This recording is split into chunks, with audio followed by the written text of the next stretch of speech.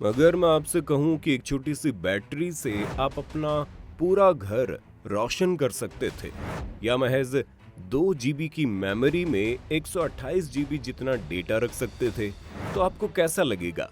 आप सोच रहे होंगे यार बात तो मस्त है, लेकिन ऐसा अभी तो नहीं हो सकता है। पर कल किसने देखा। अगर मैं कहूं ये कल किसने देखा वाली बात तो ठीक है, पर बाकी की सारी बातें सच हो सकती हैं तो। जी हाँ, दुनिया में ऐसे आविष्कार हो चुके हैं जिनसे ये सब चीज आज पॉसिबल हो सकती हैं, लेकिन हो न सकी और इन्हें अब तक दुनिया से छुपा कर रखा गया। आज के वीडियो में मैं आपको इन्हीं आविष्कारों के बारे में बताने जा रहा हूँ, तो वीडियो को अंत तक जरूर देखिएगा। चलिए शुरू करते हैं। Plasma battery. दिमित्री पेट्रोनोव नाम के एक रशियन इन्वेंटर ने एक ऐसी बैटरी बनाई थी जो आपके घर को 3 साल तक बिना चार्ज के पावर दे सकती है। और इससे पहले कि वो पूरी दुनिया इसके बारे में जान पाती, वो रहस्यमयी ढंग से गायब हो गए। जी हाँ, इस वक्त आप जितना हैरान हुए उससे कहीं ज्यादा लोग उस वक्त हैरान और परेशान थे। दरअसल जब इस बैटरी की खबर कुछ फैलने लगी तो 2009 में दिमित्री को मॉस्को से मिलिट्री का निमंत्रण आया। दिमित्री अपने साथ वहां एक डुप्लीकेट बैटरी ले गए। उन्हें आविष्कार बेहद पसंद आया और मिलिट्री ने वो बैटरी रख ली। जब वो वापस घर आए तो उनकी बहन के मुताबिक वो काफी खुश भी थे, पर इन्होंने मीटिंग के बारे में कुछ खास बात नहीं की।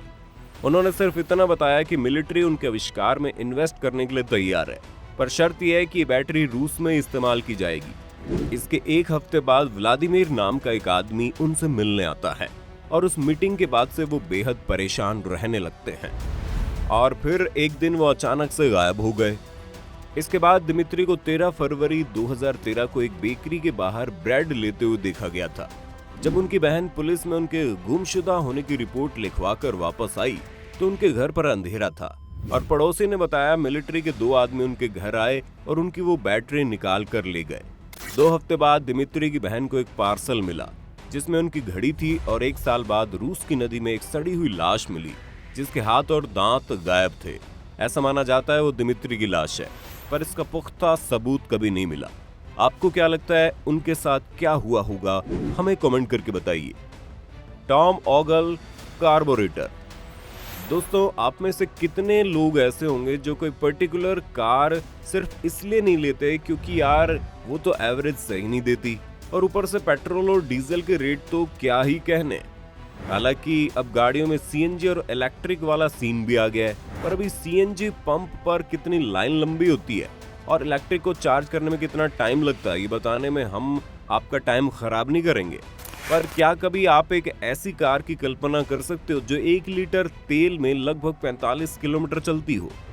आपको जरूर एक सपने की तरह लगेगा ये, लेकिन आपको बता दे सन 1978 में अमेरिकन इन्वेंटर टॉम ऑगल ने एक ऐसा कार्बोरेटर बनाया था जो इस सपने को हकीकत में बदल रहा था। अब ये हुआ कैसे, इसका भी एक दिलचस्प किस्सा है। दरअसल 19 साल के टॉम ने एक बार गलती से अपने लॉन मोवर के फ्यूल टैंक में छेद कर दिया और छेद को बंद करने की जगह जब टॉम ने उसे वैक्यूम लाइन की मदद से कार्बोरेटर में लगा दिया तो नतीजा ये हुआ कि आधे फ्यूल टैंक में भी लॉन मोवर लगातार 96 घंटे तक चलता रहा। ये देखकर खुद टॉम भी हैरान रह गए। बस फिर क्या था, टॉम अपनी कार फोर्ड गैलेक्सी पर एक्सपेरिमेंट करने में लग गए और 5 साल की मेहनत के बाद उन्होंने फ्यूल पंप और कार्बोरेटर की जगह एक ब्लैक बॉक्स लगाया जिसे वो फिल्टर कहते थे। इसे लगाने के बाद उसकी कार का एवरेज 20 मील प्रति गैलन से बढ़कर 100 मील प्रति गैलन हो गया, यानी 1 लीटर में लगभग 45 किलोमीटर।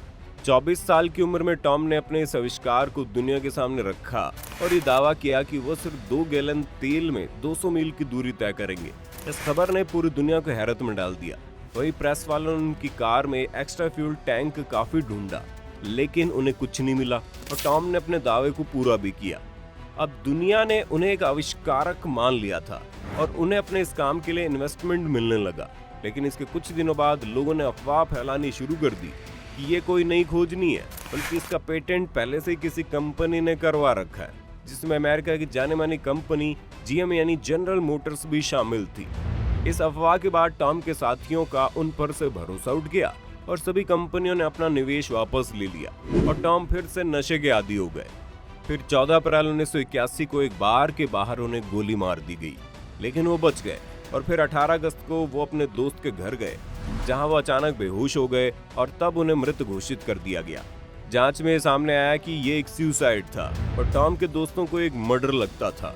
और इसके बाद इस इंजन पर कभी काम हुआ ही नहीं और ना ही वो कंपनी सामने आई जो ये अफवाह फैला रही थी कि आविष्कार उसका है। वैसे इसके बारे में आपको क्या लगता है, कमेंट करके बताइए। स्लूट डिजिटल कोड सिस्टम।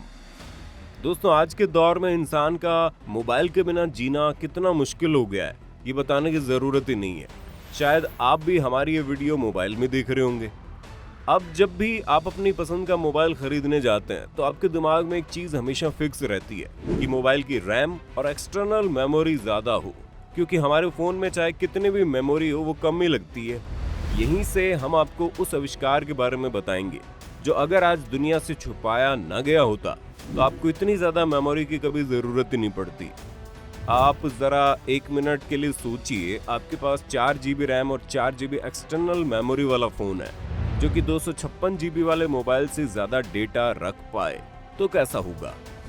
आप कहेंगे क्या मजाक कर रहे हो?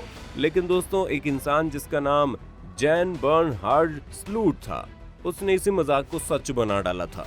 उसने कुछ ऐसा एक आविष्कार करके दुनिया को हैरानी में डाल दिया था।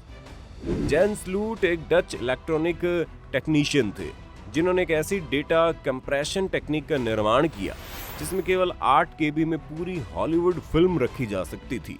उन्होंने अपनी इस तकनीक को स्लूट डिजिटल कोडिंग सिस्टम नाम दिया था। जैम ने पहली बार अपनी इस तकनीक का प्रदर्शन इलेक्ट्रिक कंपनी फिलिप्स के एक एग्जीक्यूटिव के सामने किया और उन्होंने केवल 64 KB की चिप में हॉलीवुड की 8 फिल्में चलाकर दिखा दी। लेकिन जेम्स अपनी इस टेक्निक का सीक्रेट कोड फिलिप कंपनी को दे पाते उससे पहले 11 जुलाई 1999 में अचानक रहस्यमय तरीके से उनकी मौत हो गई। साथ ही जैन ने जिस फ्लॉपी ड्राइव में सीक्रेट सेव किया था वो भी रहस्य बनकर रह गया। शायद अगर जैन जिंदा होते और ये टेक्निक फिलिप्स के पास पहुंच गई होती तो आज हमें स्टोरेज और मेमोरी की कमी की वजह से परेशान नहीं होना पड़ता। तो आपको क्या लगता है, अगर ये आविष्कार दुनिया के सामने आ जाता तो आज दुनिया किस तरह की होती? हमें कमेंट करके बताओ। अगर वीडियो आपको पसंद आई हो तो इसे लाइक और शेयर कर दो, और अगर आप चैनल पर नए हो तो इसे सब्सक्राइब करना और बेल आइकन दबाना मत भूलना। और अगर ये वीडियो आप फेसबुक पर देख रहे हो तो पेज को लाइक और फॉलो जरूर कर देना।